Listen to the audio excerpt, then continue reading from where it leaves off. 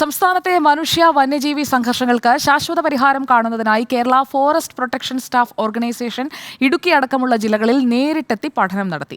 വന്യജീവി പ്രതിരോധത്തിനായി AI camera, sound alarm system, laser light തുടങ്ങിയ ആധുനിക സംവിധാനങ്ങൾ ഉപയോഗപ്പെടുത്തണം എന്നതടക്കമുള്ള വിശദമായ റിപ്പോർട്ട് സംസ്ഥാന സർക്കാരിന് ഉടൻ സമർപ്പിക്കും.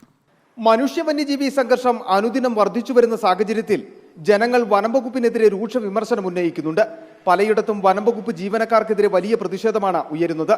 ഈ സാഹചര്യത്തിൽ ജനങ്ങളുടെയും ജീവനക്കാരുടെയും സുരക്ഷിതത്വം ഉറപ്പാക്കുന്നതിന് ഓരോ മേഖലയിലെയും സാഹചര്യങ്ങൾക്കനുസരിച്ചുള്ള പദ്ധതികൾ നടപ്പിലാക്കുന്നതിന് വേണ്ടി വിശദമായ പഠനം നടത്താൻ Kerala forest protection staff organisation തീരുമാനിക്കുകയായിരുന്നു.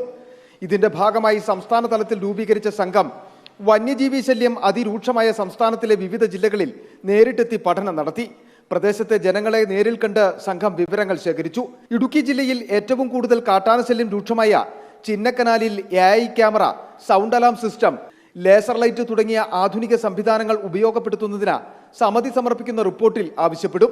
ചിന്നക്കനാൽ ഭാഗത്ത് അതിരൂക്ഷമായ ഈ വന്യജീവി പ്രശ്നം, അത് ആനയുടെ പ്രശ്നം ഉണ്ട് എന്ന് അറിഞ്ഞതുകൊണ്ട് തന്നെ അവിടെയുള്ള ആളുകളോടും കർഷകരോടും എല്ലാം തന്നെ ഈ പ്രശ്നത്തിന് എന്താണ് ശാശ്വത പരിഹാരം എന്ന് അന്വേഷിക്കുകയും നിർദ്ദേശങ്ങളിൽ നിന്ന് പെട്ടെന്നായിട്ട് ഞങ്ങൾ ചെയ്യാൻ ഉദ്ദേശിച്ചിട്ടുള്ളത് ആ സൗണ്ട് അലാറം സിസ്റ്റം ഞങ്ങൾ കൊണ്ടുവരുന്നുണ്ട്.